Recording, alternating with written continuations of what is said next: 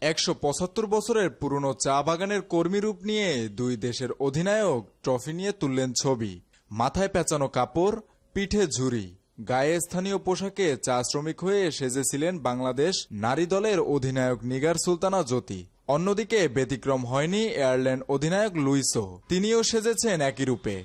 এর আগে ২০২২ সালে মেয়েদের এশিয়া কাপের ট্রফি উন্মোচন হয়েছিল চা বাগানে। ছেলেদের সিরিজেও এর আগে চা বাগানে ট্রফি উন্মোচনের আয়োজন দেখা গেছে। তবে প্রতিবারই নিজ নিজ দলের জার্সি গায়ে ছিলেন ক্রিকেটাররা।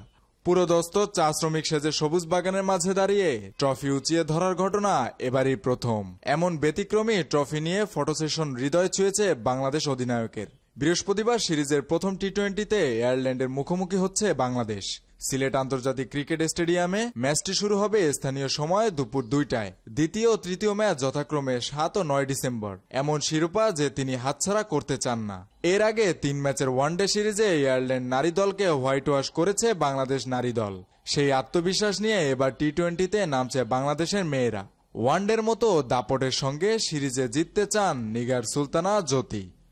মেহেদী হাসান বাপ্পি, খুলনা গেজেট।